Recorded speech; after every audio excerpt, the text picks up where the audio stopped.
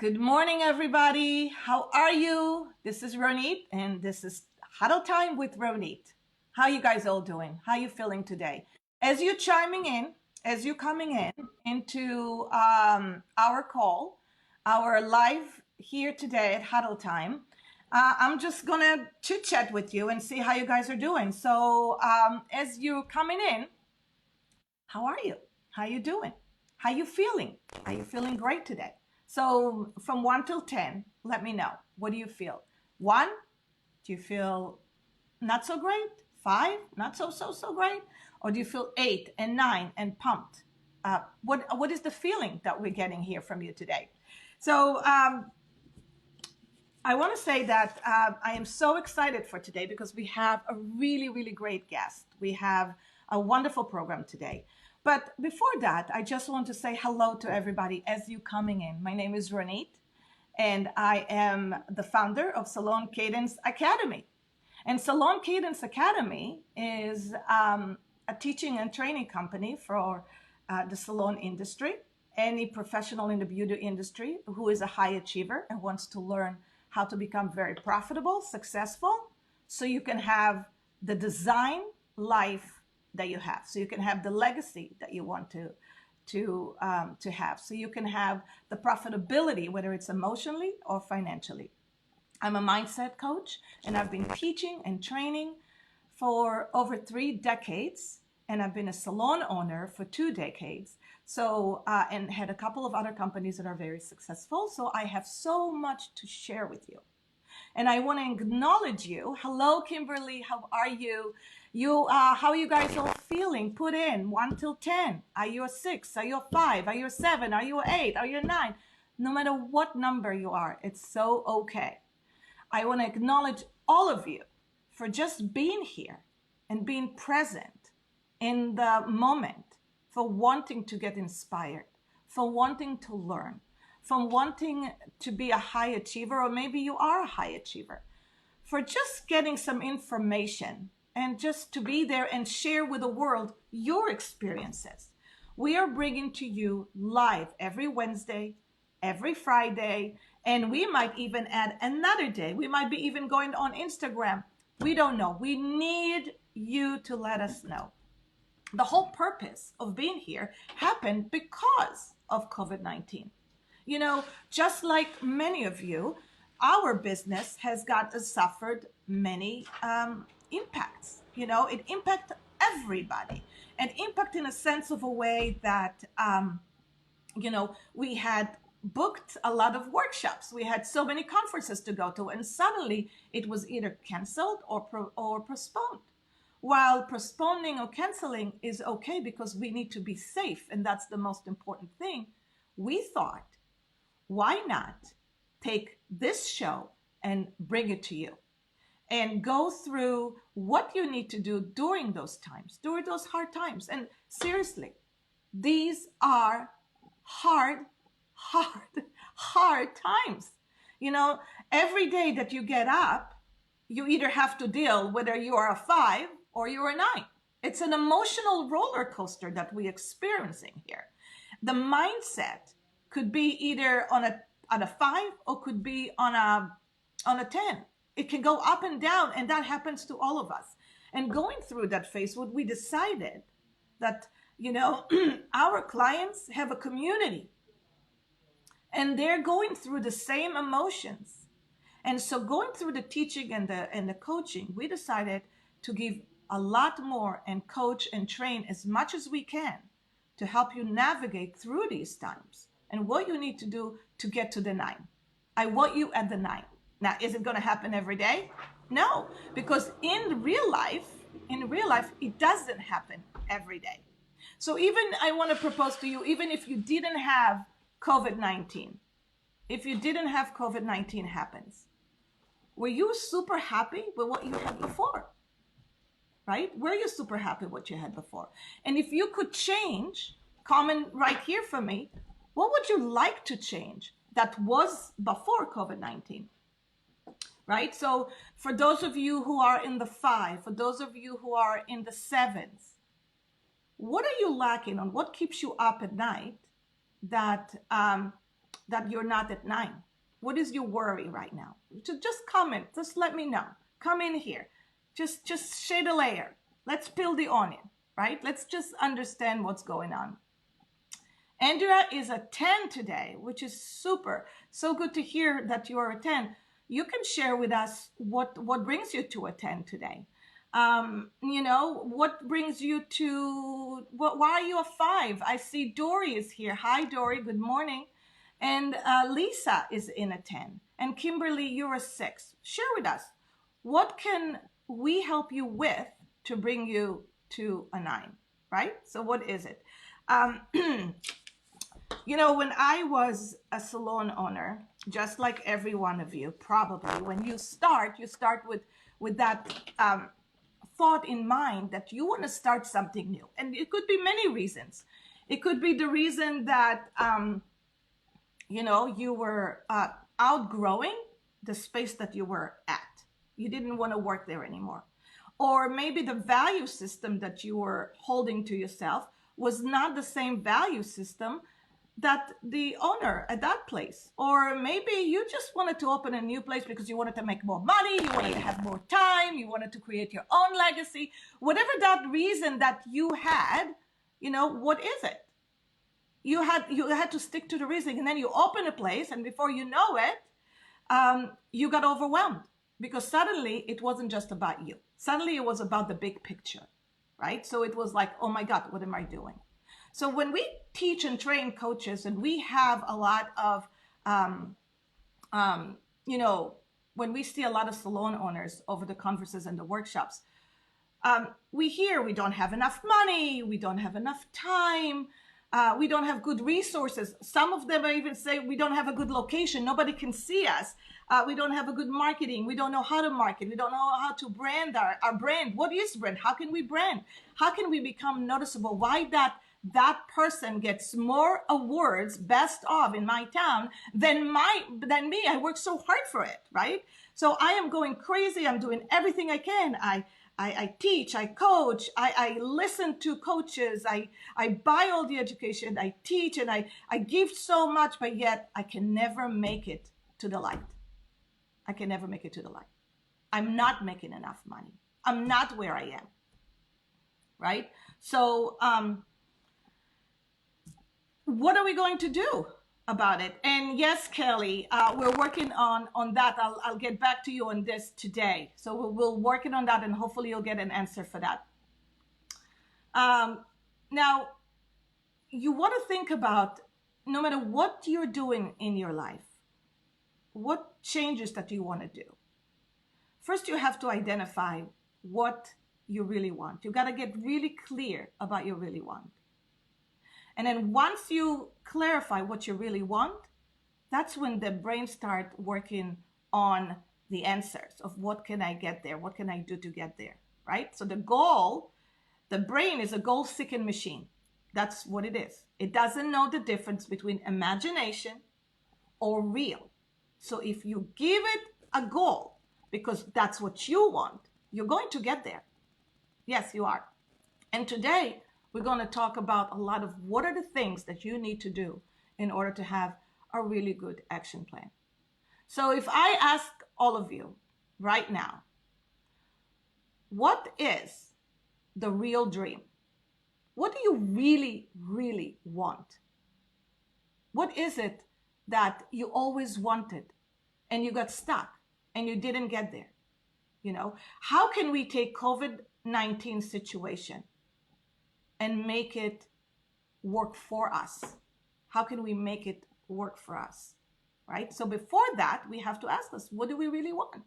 What is it that you really want? So I'm going to ask my husband, Bill, who is my partner at Salon Cadence, that any kind of good question that comes in, we would love to open it up. And I would like to also almost welcome my friend Ivan Zoot to the picture, to here. Now, before I do that, I just want you to let you know that we have gotten a lot of requests from all of you to learn about the Profit First methodology, which is what we believe to be the most easiest, most logical accounting and money management methodology to help you become very profitable.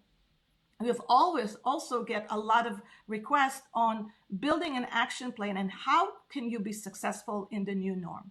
So we created a free workshop for you guys.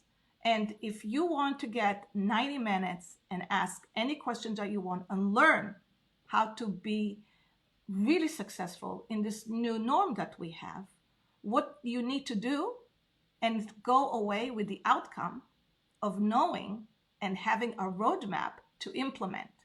We are offering this coming up Monday. If just all you got to do is go to my website at ronitenos.com and register for the workshop. It's 90 minutes. Bring your pens, bring your pads, bring your computers, and you're going to learn a lot of things, how to evaluate your profitability emotionally and financially, and what you need to do in order to get to the 9 most of the days, right? So let's do this.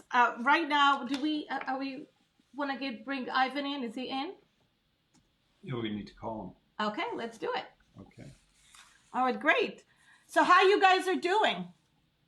How you feeling? So Dory, why are you at the 6? Why are you at the 7? Just put it right there. Let me know how you guys are feeling. What's going on? Yeah? As you're listening to the voice, we're chiming in to Ivan to come in. We have a couple of technical pickups. Hit right here. Perfect. Yeah. So, yeah. Hi, Ivan. How are you? Good morning. Good morning. I want to just say hi, Ivan, and introduce you to our audience and let everybody know that you have been in this industry over 3 decades. You are an author, a publisher. You owned your own salon, and you had a bestseller that you launched a couple of years ago, the new book that calls 100 Haircuts. And I was waiting actually for my book to come, but I didn't get it yet. But this is the front line. There you go. He has it. 100 new haircuts, 100 days.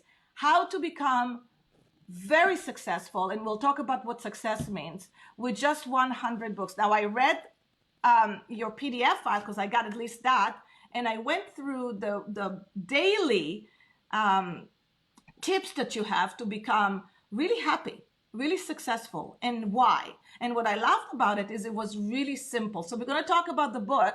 What are the things that you can do in order to become really successful? And what I love about Ivan is this is so cool. You gotta hear this. He has been in the Guinness book. Yeah, at the Guinness book for cutting the fastest haircuts. The fastest haircuts. Now you have to tell me about this. And not only that, the one thing that came out to me when we were talking and we had coffee the other day is how real you really are. How you have no fluff and how you can tell things as they are. Because not only because, that you read books or you teach classes, because you actually walk all of the talks. You actually experience them. And you've seen what is success and what is not so successful. So I can't wait to start with this. So why don't we just start and tell me what really drove you to write this book? Well, the new book, 100 New Haircut Customers in 100 Days, is book number 10. I've been writing books for a long time. I've traveled for many years, and you can sleep on a plane, you can watch a movie, or you can write a book. And so many people say, I could write a book on that, but they don't. And I decided I'm going to write that book. The previous book, $100,000 Haircutter, was my first book that really caught on with the industry. It's a daily devotional to success in the business. It's one idea a day, every single day for 365 days. So you keep that on your night table. You wake up in the morning and you turn to today. And they're not big fat paragraphs. They're not long chapters. They're McNuggets. They're bullets. They're easily digestible and usable. So this one was really born out of the new book. It's also day-by-day, step-by-step plan. It's 100 new haircut customers in 100 days. And the idea was I coach people like you do, and I talk to people, and I try to help people. And some of these conversations are very sort of obscure. I need to be busier. Oh, how much busier? I need more customers. How many customers? And people, people don't have the math on this, and they don't have a grasp on it.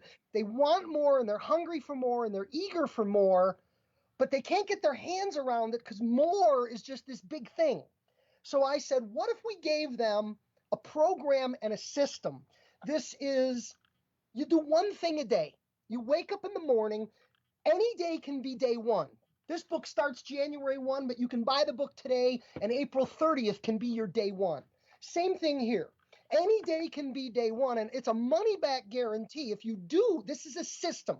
I have done it myself, and I've helped many other people grow their business in this way. And what people don't understand is 100 new haircut customers is transformative to your entire life, no matter who you are in the business. If you're brand new, if you're a rookie, if you're just graduating school, this is the foundation of your clientele, and it launches your career. If you've been in the business a little while and you're working and you're growing, 100 new haircut customers, that's a level up. If you're a video gamer, that's level up. This really changes your life. And if you're an established professional, Now, if you're around a while, 100 more customers, that's a price increase. That transforms your clientele. So no matter who you are, because if when we think about the fact that America has 328 million people and I need more people, that's just too obscure. do you guys notice this energy that is coming out of Ivan? When I Now, that's what I'm talking about. There's just energy. But you know what? Here's the thing. The thing is that what's nice about the book is that it really was perpetuate from experience and from what happens in the beginning, because Ivan actually started this whole career in a different way.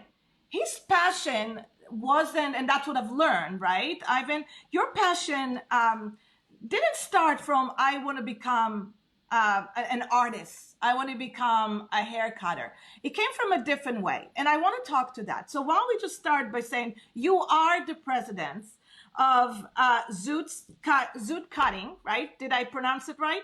It's Zoot Cuts is the name of it's my corporate name, yeah. Yes. They call me the president, but my wife runs the business. Okay, of course. So you are the CEO and she's the president. And what happens, obviously, is that we get our nickname. And so your nickname becomes the Clipper Guy. Why do they call you the Clipper Guy? What's the correlation going on there? For so many years, obviously, men's hair cutting was my thing. And I spent a long time in an ongoing business relationship, both as a contractor and then as a corporate employee with the Andis company. And because of they're the world leader in electric clippers, I was the face of the brand. I was their lead educator. I ran their education programming. And, if you didn't know my name, you knew my voice. I was the first human in the entire world in the professional beauty industry to put a video on YouTube. I was the first person to do a video on a corporate channel for a brand in the beauty industry. And by the way, I just checked your this morning your YouTube channel and subscribed to it, by the way. If anybody wants to see over 100 videos of cutting and the business of the cutting, you can just go to his channel. But even before that, what was the motivation behind it? What would motivate you to start a career at cutting? Because I know, like me, right? I'm coming from a Jewish family. I'm an Israeli. And when I wanted to become a hairdresser, and we have a tradition, right, of lawyers in the family, that was a big, what are you talking about? Why are you becoming a hairdresser? And I'm thinking to myself, I got the same response from my mother. Right? It's like they were not seeing what we were seeing. And each and one of us, when we start, what do you guys start? What's the reason that people start by saying, I want to go to this field? And what is the good reason to start? Like, many people go, it's like being in a marriage, okay? For anybody, if it's being in a marriage, right? How do you find the right match? What is the reason that you started? Well, I want to remind people, we're in a tough situation right now. We are challenged. We're locked down, locked out. Little by little, some states are opening. Some people don't even want to go back to work yet. And a lot of people are really frustrated, and a lot of people are really lost in this. And I want to remind people, if you're in your shop or you're in your house, if you look out the window, in the United States of America, the streets of the professional beauty industry are still paved in gold. The opportunities are unbelievable in this industry. This is a speed bump, okay? In many ways, this is a reset. But 33 years ago, having graduated college, working in a job, totally unrelated industry, I was exposed to some of this business, and I looked at it and I went, wait a minute, this is cool. Now, I didn't have little sisters whose hair I did. I did not have any experience before I signed up for beauty school. I'd never even tried to cut hair. I didn't have any reason to believe I'd be able to do this. And there are a lot of people that will still challenge, how good I am at this. And that's not the important argument. But what I recognized about our industry is, and I say this to new professionals all the time, if you get into the haircut business because you think the haircut business is the business of cutting hair, you're in the wrong business. The haircut business, and by the way, you can be a nail tech, you can be an esthetician, you can be a colorist. I don't care what hat you wear in our industry. I speak haircut because that's my world. But when I say haircut, if you hear manicure, that's okay. But this industry is the industry of building and maintaining relationships with humans. By the way, building and maintaining relationships with humans is also known as sales. And you're selling. And that's what this was. I was in sales. I had a job.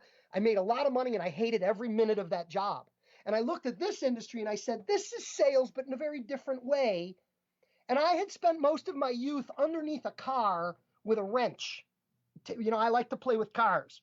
And I looked at it and I said, a wrench, it's not that different from a scissors. If I can do that, I can do this. It's working with my hands. I'm good over there, but it's the people thing.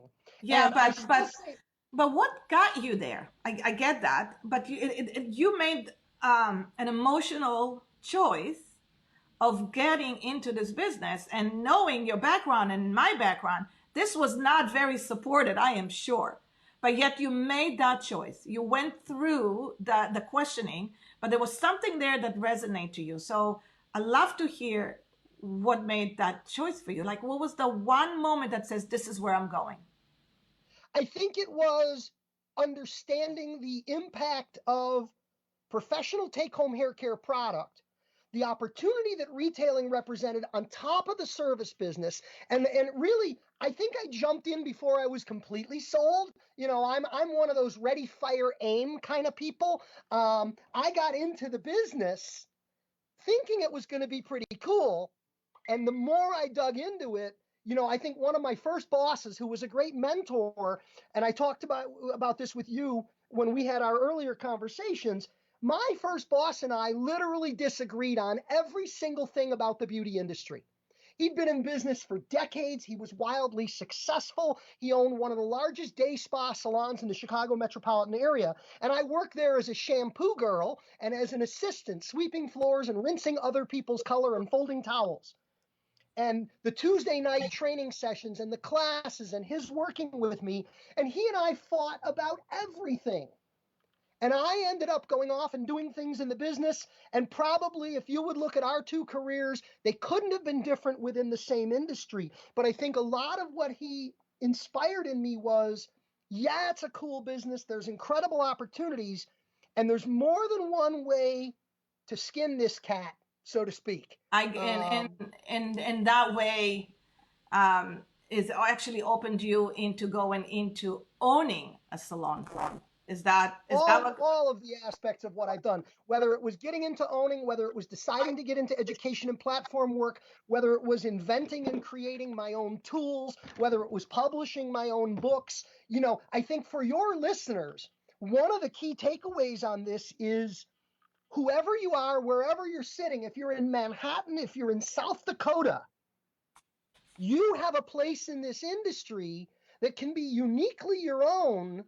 And you don't have to, we have some best practices and we have some standards. I have a book on best practices for barbershops and hair salons. I think it's a great baseline for people for being successful in this business. But I would tell you, if you bought that book, read the book, understand the book, and go do it your way.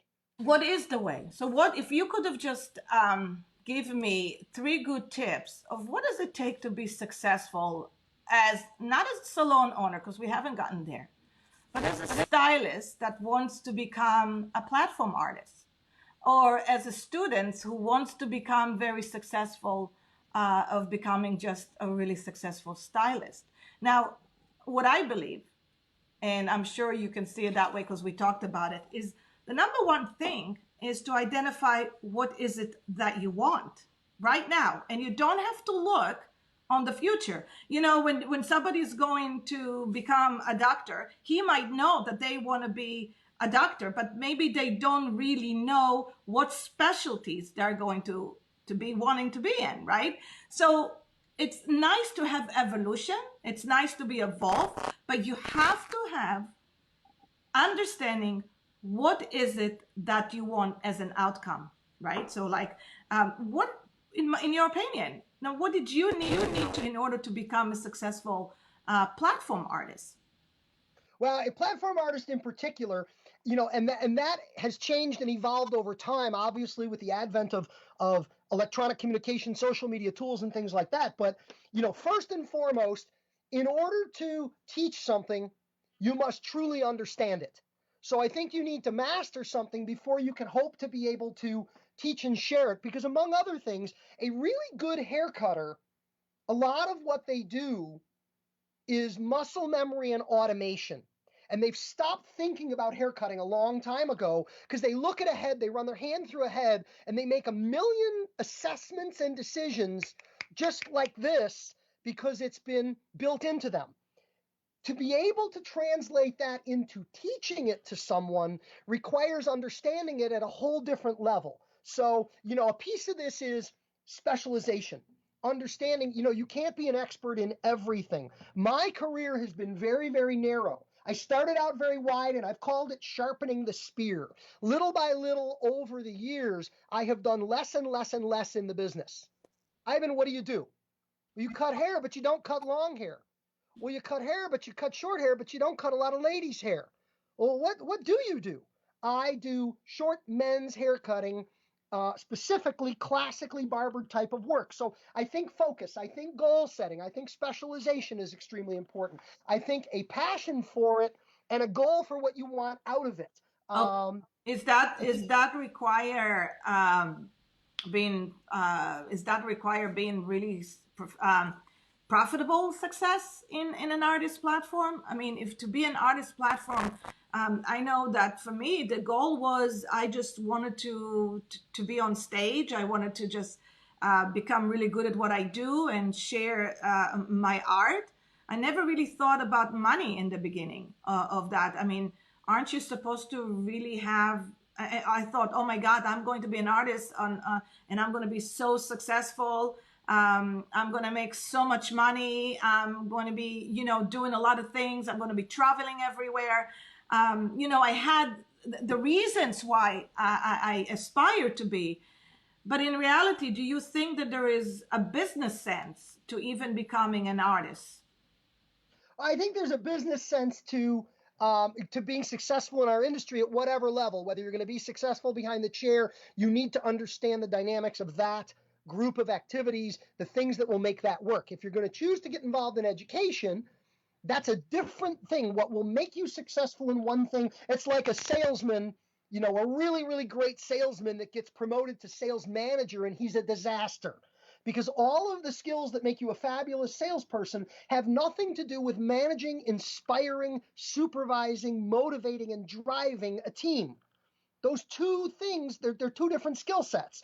The ability to be a great hair cutter, and I saw this happen throughout our industry. Our industry is suffering from this right now. Lots and lots of manufacturers have chosen to hire as educators social media influencers. And this has been to the great detriment of education in our industry, because everything that makes you good at sharing on the phone generally has absolutely nothing to do with whether you can speak coherently and communicate a message effectively on stage in an educational environment. So as a result, many of us over the last, and I think your audience would agree with this wholeheartedly, and I encourage those comments, over the last 5 to 7 years, the quality of education at trade shows and educational events in the beauty industry has been horribly, horribly compromised by this notion of putting influencers on stage. You know, they have 2.6 million followers on Instagram, so we're going to have them do a hair show, and we put a microphone in front of them, and they say things that sound like there's Portuguese. We don't even understand what they're talking about. However, no matter what, you still have to consider being successful financially. So you can't just run around and just work. Of course, to be successful as an artist on a platform, you have to consider there is a process of becoming who you want to become, and before that, maybe putting some action plan together and becoming a really good artist. Which what would be the three things, in your opinion, that they can do today to, if they want to become an artist, to be successful and sustain it? Well, long-term success in platform education, is that the question you're asking? Yes, thank you. Okay. Long-term success in platform education requires a couple things. The first thing is you absolutely must clearly understand who is writing the check. Who's paying you to do this? If you're being paid by a manufacturer, you have to do what I call paying the bills. Yes, you want to demo a haircut, or yes, you want to share an educational concept, but at the end of the day, somebody is funding this. And if your presentation doesn't achieve their goal, I've never done a class ever with anyone in which before I started, either at the time that the class was booked or 5 minutes before I got up on stage, did I not ask the question to the sponsor, what are your expectations in the next 59 minutes? Because they will not write you the next check if the check they're writing today doesn't pay off for them. So I get sometimes a little bit of grief from some people accusing me of being too promotional. I'm going to wave my book, and I'm going to talk about my comb, and I'm going to promote my products. But that's because somebody is asking me to do this in exchange for money. And if they don't get ROI, and if you ask me for 3 steps, I'll give you all 3. ROI, return on investment. The people that are backing this enterprise have got to feel that you delivered, even before the audience does. The audience will demonstrate their approval or their satisfaction or their belief in the program. They will demonstrate that with their credit card. You know, I totally agree. So you really want to have a very good, clear conversation with your manufacturer of what are the terms and the condition. What do you need for them to actually pay you that check? Now, I've always used the expression, everybody has a customer. Yeah. So you have to ask, who's my customer? If you're an independent educator, let's say you don't have a manufacturer behind you, your customer is your attendee. Yeah. Because they're the ones that paid for the ticket. So the question is always, who's the customer and what are they truly buying? And you better make sure you deliver. Now, what's and then the you get a chance to do it again. I totally agree with that, but when you are really young and in the industry and you have the dream, the very first mindset and limited belief comes, well, I'm not good enough. Why would they hire me? Right? Why would they hire me? I'm not there yet. So what is a good recommendation to do for somebody who their dream and aspiration is to become a platform artist? The beautiful thing about the world today is we have a system that will take care of that in a magical, magical way. If you are an aspiring educator or you are an aspiring trainer, I tell people all the time, do not wait to be chosen, picked, anointed, appointed, or blessed. Don't wait. Don't think that a manufacturer is going to find you, discover you, and throw money at you. If you want to be an educator, educate. And what I mean by that is this. start with YouTube. And the beautiful thing about it is put a video on YouTube, because social media will take care of itself. And what I mean by that is this: if you are good, if you communicate well, if you engage people, if you share quality information, if you are good, boom, the magic will happen. Likes, comments, followers, subscribers, engagement. You will blow up. And the beautiful thing about YouTube is if you put a video on YouTube and you suck, I mean, if you're really, really bad, no one will ever see it. No one will ever comment. No one will ever know. And you've risked nothing. I love that. I love that. Social media is beautiful in that way, because you can't lose. Yeah, You I agree. It works. And I agree. And I love that. I love that great tip. So for any one of you who are in that path that want that, you know, the first thing you want to do is become really good at what you do. How do you determine if you're good at what you do? Is telling yourself that you're good at what you do because you are doing it. Put that out there. Put that on YouTube, and then go talk to a manufacturer. Don't be afraid. Now, Dory was asking an interesting question. I wonder how you feel about it. He says, Ivan, how do you feel about not be required to have a cosmetology license in Illinois in this current situation? Wow. Wow, huh? We don't have enough time to dig into that subject at great depth.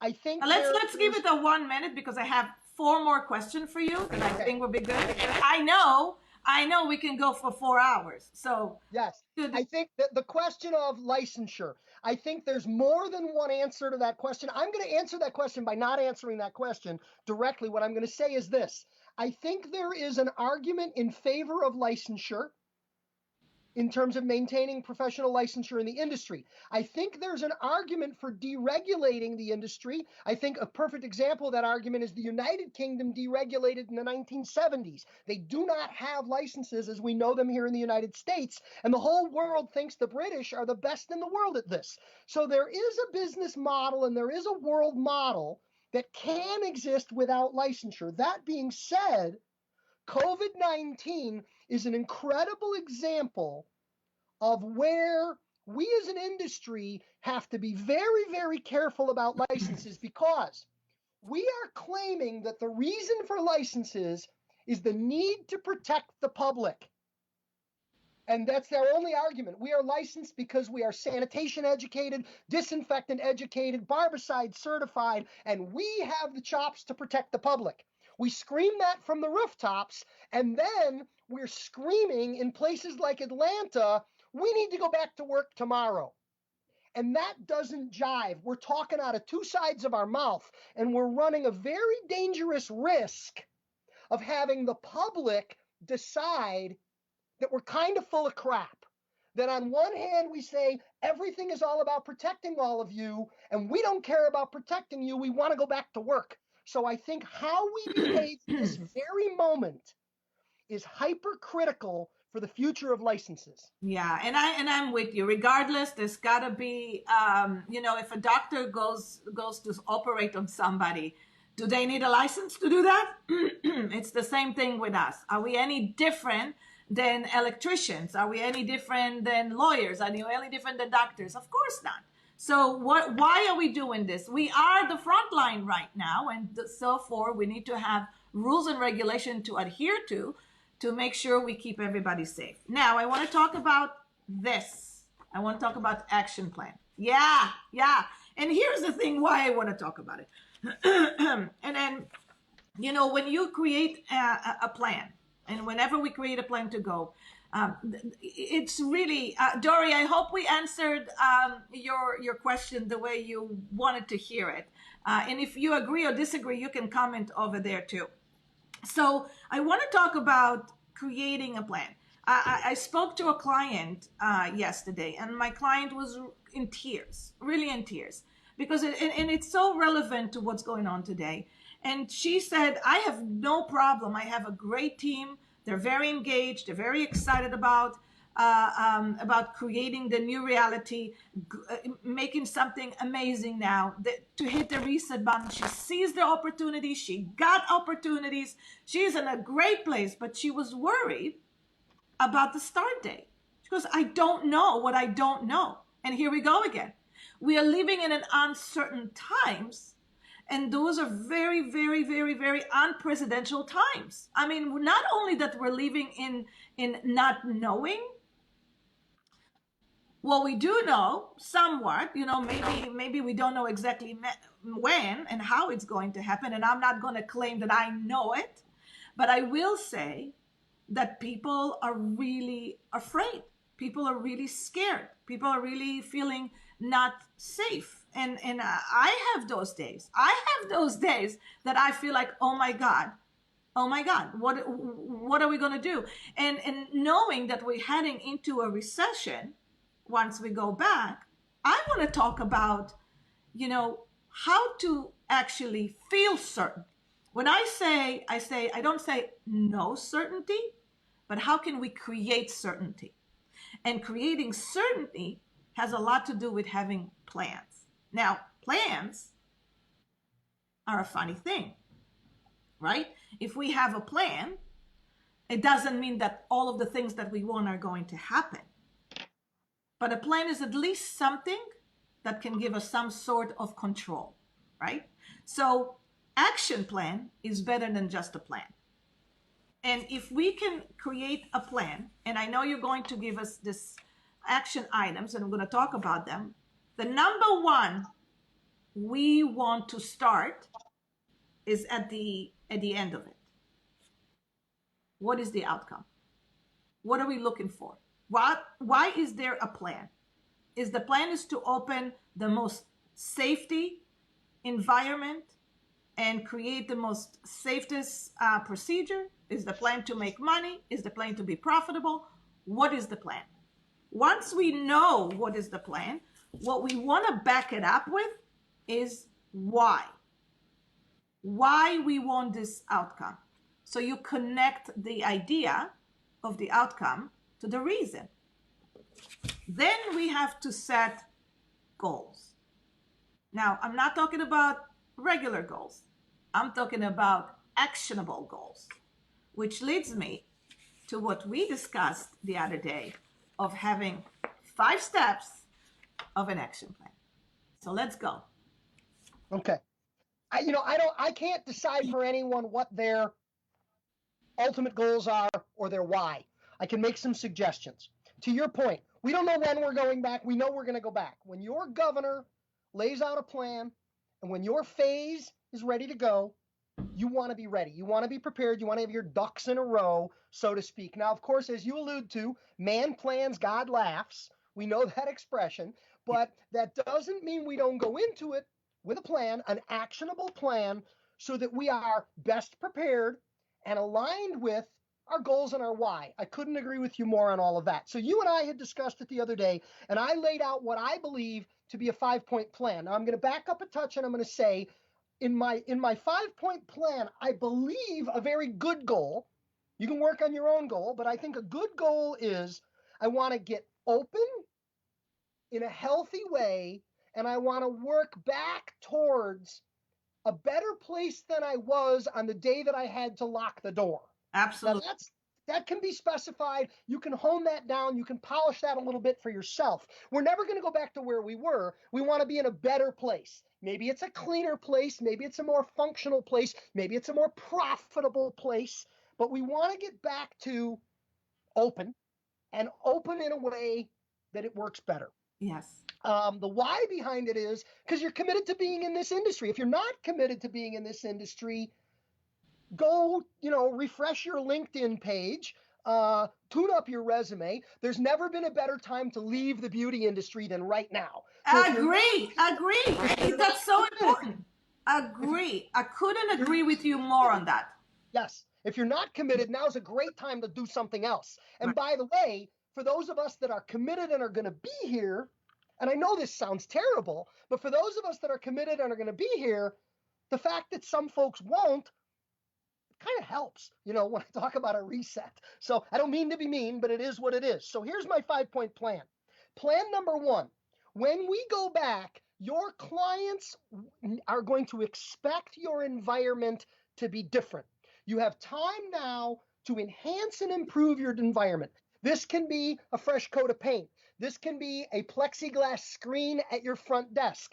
This is hand sanitizer available at the front for customers. This is different spacing on your chairs. Go to barbicide.com, download. These are one of my sponsors, shameless plug for Barbicide. Barbicide has created the Back to Work plan and the Barbicide reopening recommendations. These are free download documents. Go to my Instagram at Ivan Zoot, go to my link list, click and download these. And even get certification. So if you go through the course, get certified, and make it a big poster and put it on the window, or put it, in a really cool place that your consumer knows that you are very current to your Barbicide sanitation. Number 1 was make over your environment. And that's why. Number 2 on the list of 5-step action plan is make over you. And what I mean by that is when we come back, just like they expect the environment to be enhanced and improved, they want a new and better version of you.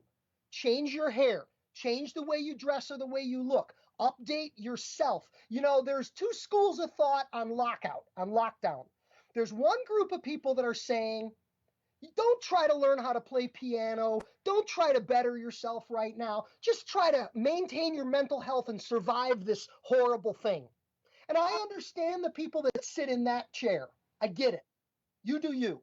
But there's also an opportunity we've never had before to see to it that when we come back level up. We come back better, stronger, smarter, faster, leaner, meaner. I'm 20 points down. I'm 20 pounds down since lockdown.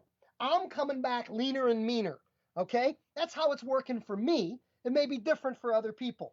Point number 1, make over your environment. Point number 2, make over you, internally and externally in some way. Point number 3, and I've said this very publicly, very early on, and I believe very strongly in this. Real simple. Point number 3, when we go back, we go up.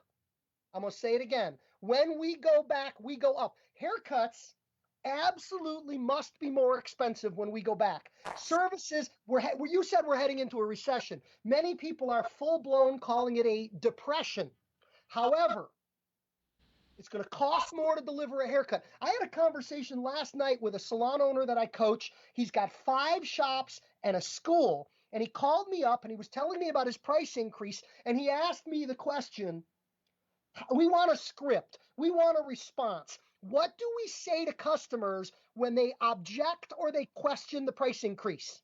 Well, let's talk about the prices. Let's talk a little bit about the prices. Hang on. I want to make this point, and then we'll go there. He said, what do I say to my customers when they question our price increase?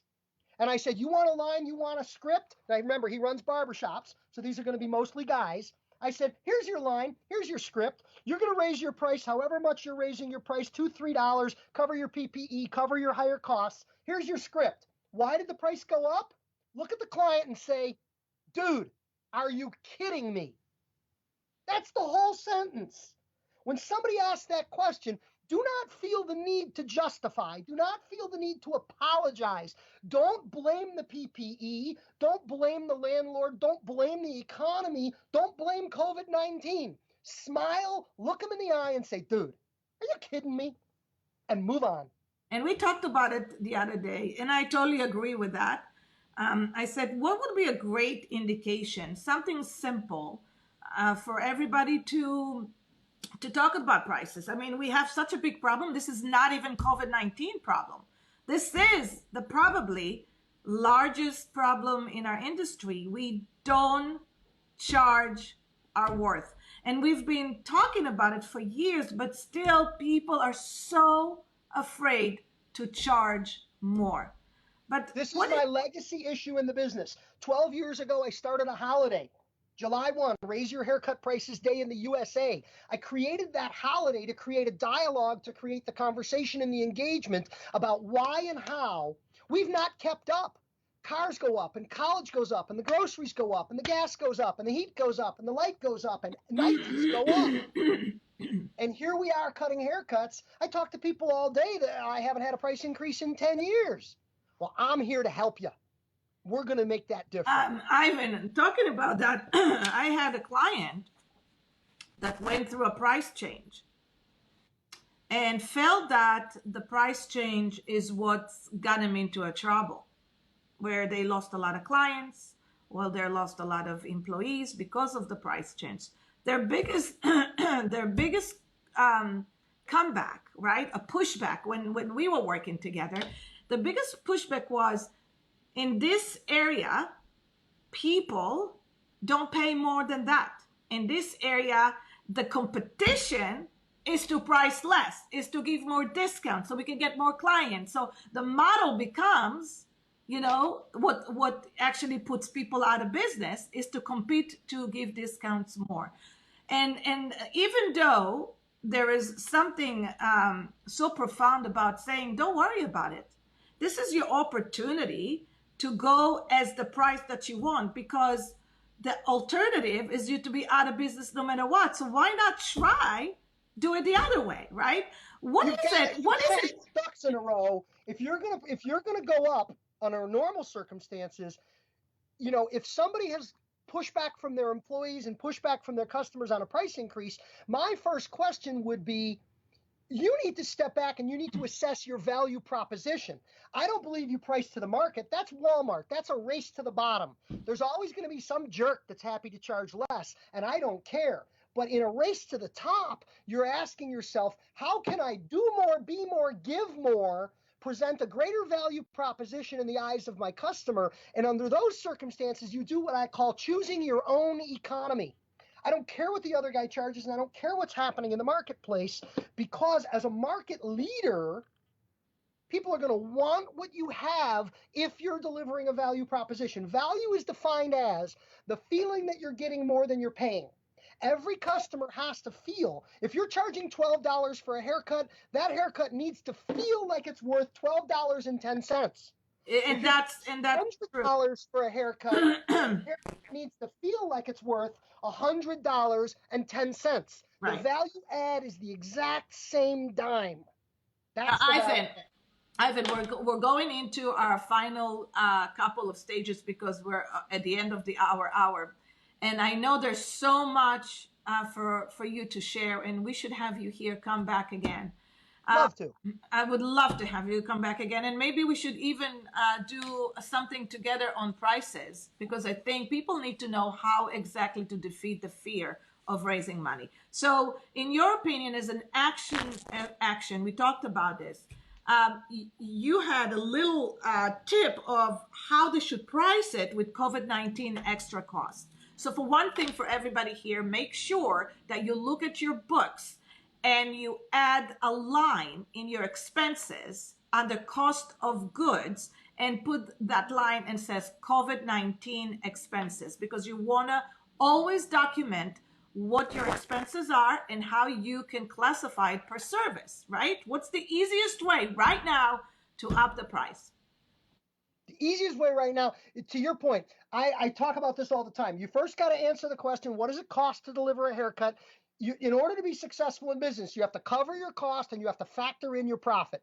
So if you were profitable pre-COVID, if you'd done your work ahead of time so you knew that your pre-COVID-19 price was addressing your costs and delivering your profit, you start out, you're kosher, you're good, you're in a good place. Yeah. But now that we have an increased cost structure, you need to factor that in. So the answer is, if it's going to cost you, and maybe the number is going to cost you $1.25 more to deliver every single service in your business, clearly the price needs to go up more than Absolutely. $1.25. Yeah. You and I talked about whether it's percentage increases or a flat rate. Yeah. And I think that depends on your price point. I think our folks that are at lower price points probably need a simple flat rate.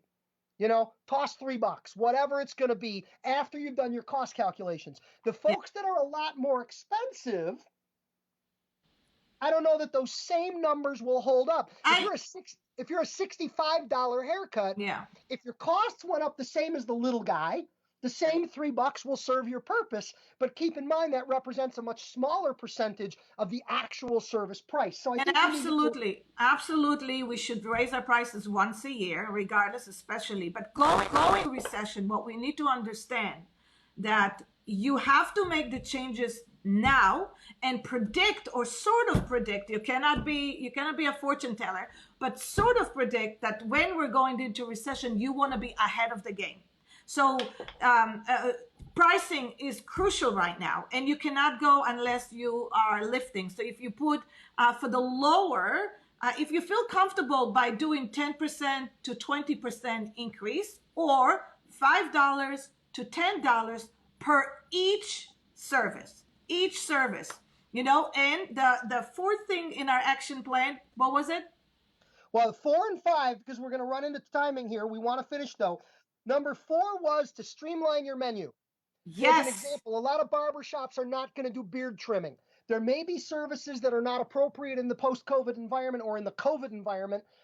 So you want to narrow your business. I talked to a couple of people that said, hey, when we get back, it's haircuts. Yeah. We're haircutting. We're not doing anything else but haircutting. We're going to hyper focus to narrow our operational complexity and to be very streamlined. So 4 was to streamline your menu, and 5 is to add something.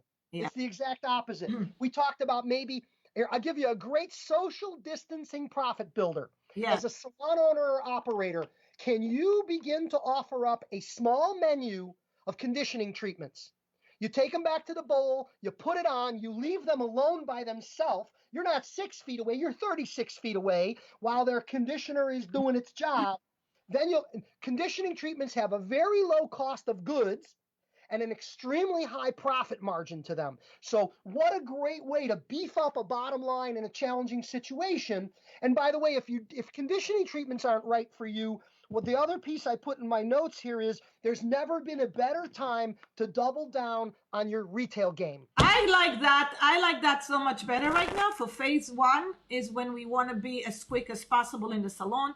Pick up 3 services that are the quickest service and the most profitable services, and raise your prices on them and sell retail. And the number one thing that barbers, as you mentioned to me, but many others, establishment, whether you're in the nail business, whether you're at any kinds of a quick service business, don't emphasize retail enough. So prepare pre-packaged bags. Package number 1 is value. And bundle the product. Here's the other idea. Take that pre-packaged product bundle, include it in the service price so it's not an option or a discussion. That your manicure. High five. Yay. Woohoo. I love that. that. The haircut includes the take-home sauce, or the manicure includes the maintenance kit. By the way, that helps to justify the higher price. You build it all in. It's one ticket, boom, out the door, and you begin to develop in your customers the habit that they buy product from you. Okay, so here's a good thing. First of all, I want to say thank you so much for being here. Second of all, I can't wait to have you back here. How are you guys loving this? Any questions, put it in there and know that we'll come back and answer them. A lot of what we discussed today, plus extra tips of how to beat the recession that is coming, is going to be discussed in the live webinar with me on my website, RonitEnos.com. And everything that you want to hear is in this book. Just get the book. And you can go to, you can get it from Amazon, or you can get it directly. Go to ivanzoot.com. That's my website. On my website, it's a button. It says Talk to Ivan. If you click on that button, you can type in your questions and your emails. I don't have people. It's me talking to you directly. And it's you're the real. Invited to do it. And it's as real as it gets. No fluff, no bull. It's real as it gets. The one thing I want to offer to everybody over there. Listen, guys. We know that it's scary. We know because we're scared many times too, okay? But sometimes we're scared. And for example, raising prices is so important right now. And if you're afraid of doing it, I want to offer you a couple of things that you can beat that fear. Think about, why are you doing it? Think about the outcome that you want from it, and just go for it. My very good friend Tim says, what you scared the most, you should do the most. What you scared the most, you should do the most, and go for it. Just so you know, guys, to even do my first episode on this Huddle Time with Ronit, I was scared shitless. I was. But I said, I'm just going to go for it. And when I did, and when I'm in the action zone, I'm not afraid anymore. So I'm going to see you this Friday, all of you. We're going to have a very special guest who owns amazing salon, amazing spa. And she is going to tell you the most amazing things she did and still does to provide more revenue while the doors were closed. And you know, guys, this might be coming to us maybe one more time. We might be having to go back home again and stay another wave, right? That can happen. But what are the things that she did that can help you right now create extra revenue? Thank you so much for being here, Ivan. I love you. You keep doing you. We'll talk soon. I appreciate you. Love you. Thank you. Love you. Thank you. And guys, everybody, I'll see you on Friday, 11 o'clock in the morning. We have a great speaker and we have a lot of great guests coming up in every which way that helps us grow our business, grow confidence, get inspired, and hopefully get your 5s till 9. So let us know if there's anything that you need from us. What can we support you specifically in the business of doing hair, in the business of building manufacture, in any kind of beauty questions. I love you. Peace out. Talk to you later.